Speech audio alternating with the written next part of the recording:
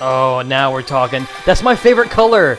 That like bluish that green. green. That's my favorite color ever. Like seafoam. Yes. Would you say No, it's not seafoam. It's like I think there's a word. Oh no! I'm sorry. I'm so distracted by the color. The pretty color. That's my favorite color. That's cool.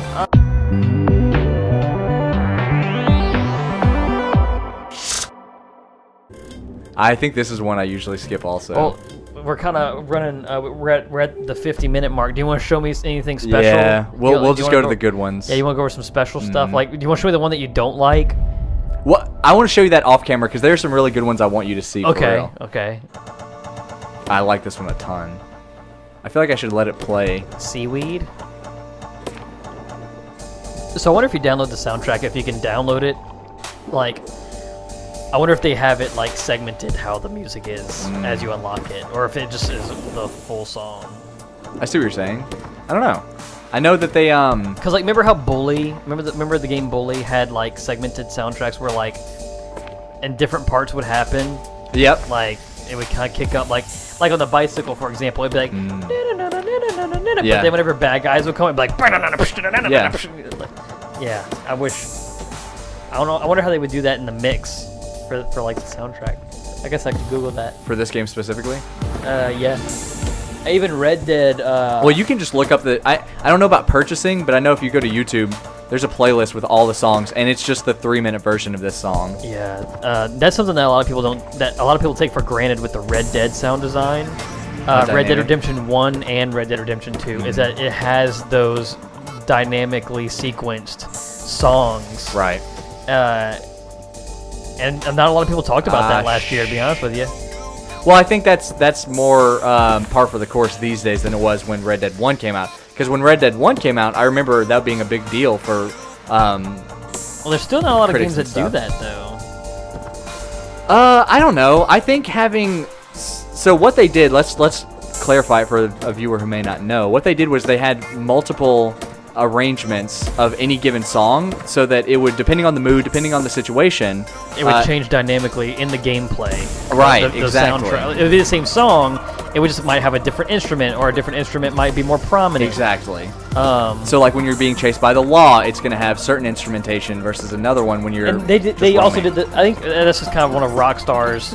I think that's in Rockstar's special sauce because they did the same thing for GTA 5 as well. Now I'm thinking about it. Right. That's why those games take a long time to make. The soundtrack for Red Dead Redemption 1 alone took them like over a year to do. Darn it. But yeah, anyway, I can't remember. There's a game. Was it Final Fantasy 15? That is it, actually. It does the same thing. Like that style of design of sound design is far more common today. I think that's Yoko Shimomura house special as well because Kingdom Hearts does that. But like remember like Kingdom Hearts 2, like it would kind of kick up, like the if you're in the world, like you're in Monstro's stomach, it would change. Oh yeah. Not quite on the same level, but it was the same idea. But the thing that I was thinking of specifically with Final Fantasy 15 was, like when you're outside of Sid's diner car area, depending on which like establishment you go into in that area, a different version of the song that's playing starts playing. Just like like if you walk into the restaurant. Exactly. Yeah. So I think that's still very valued when it comes to like Game of the Year time or whatever, but just not like it was back then, because back then it was exceedingly novel, you know? Yeah, I think, like I said, I think I stand by my statement of people take for granted sound design. Because like whenever that's true. Whenever you see like these reviews going up for like Rage 2, for example, Rage 2 might have some awesome like gun sound effects specifically, but no one really talks about that. There's this really cool interview that they did with Tommy Talrico on PlayStation Underground back in the PS2 days, and the opening sequence is the announcer guy's like, hey, you might not realize how important the sound is in your video game until someone turns the volume off. Right. Yeah, I don't know, dude. I don't know that I agree with that, because not with the Tommy Talrico thing, but with the idea that critics don't talk about it. Because I think about like you're talking about Rage. I remember Doom. a ton of people talked about how important and excellent the sound design in Doom was. And I haven't looked at Rage 2 reviews, so I can't say if they... Yeah, me neither. Yeah. I was just using that as an example. For sure. I was just pulling that out of my butt. I think... Oh, no, I have 2 squares. Are these Infinity Stones? Yeah, that's what they look like.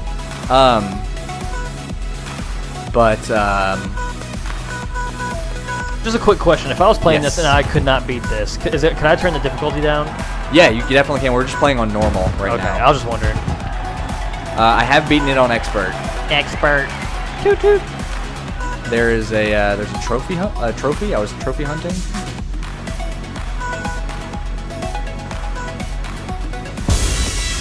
You wanna play the next one? That almost looked like the level up from Kingdom Hearts. No, that looked quite fast for me. Okay. All right, let's go back to the main area. Look at some more of these that we can jump to. I know the last one we're gonna do is the last level. It's 100 lines you have to clear. 100 lines. This is the final board. Yeah. Using All right, my so old gaming lingo. we're gonna do Aurora Peak. That's a really good one. Mermaid Cove is very Metamorphosis good. the last one? We'll do Aurora Peak, Balloon High, and Mermaid Cove. So here, if you want to do Aurora Peak, you're starting with a clear board. Sure. I'll give it a shot. Give it an old stab. Almost sounded like a Happy Birthday song for a second. This reminds me of I haven't thought about this game in quite a while, but it reminds me of Celeste. That was another game that was talked about a lot last year. That was a good game, man. Talk about good sound design. Yeah, that was a very good game with a really good soundtrack. The composer for that game, I can't remember her name, but I think she recently had some incredible success. Like, well, she led the thing at Yeah. what's it called? the Game Awards. Or yeah, that one thing. But I think like she's working on like a Star Wars or something crazy. Fallen Order. I don't know if it's exactly Star Wars, but I remember seeing the headline and being like, oh, wow, that's a huge step up. Because before Celeste, she was like a Bandcamp artist. And then they came to her to do Celeste, and she just found insane success because of how good that game was and how good the soundtrack was. Don't you like a good story? Like Yeah, I love that. Woo! That's going to be our story is going to be that we're just over here chipping away at the small YouTube channel, and then some big YouTube channel comes along and they're like, these guys are great. And they buy us out. Yeah, CBS, hit us up. Gamepad Pass.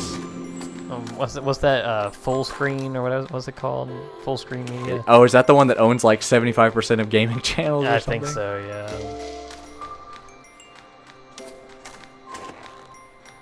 CBS, they own GameSpot and Giant Bomb. CBS? Yeah. Like the news? Mm-hmm. Yeah, the network.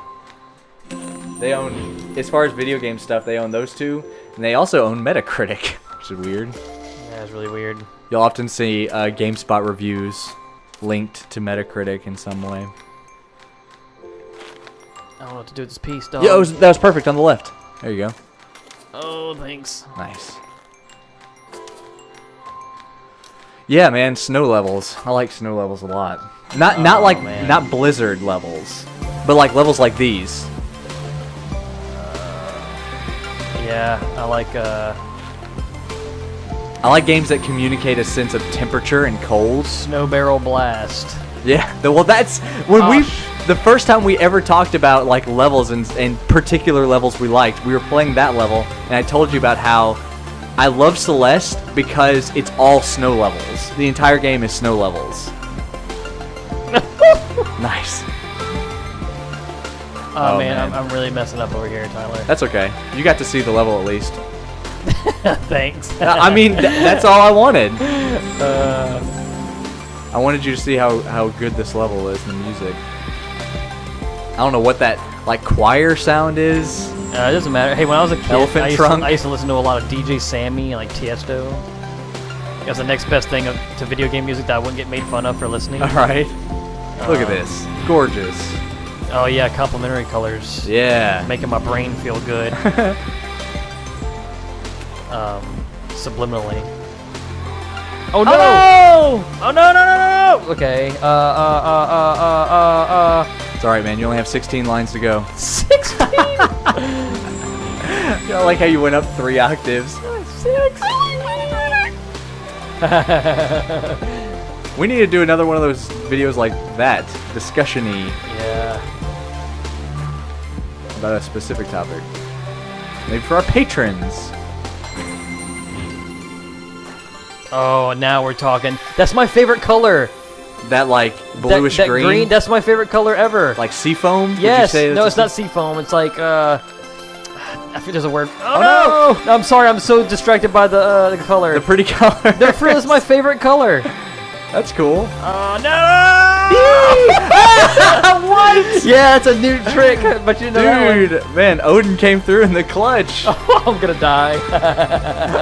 Oh no! You need a long boy right there.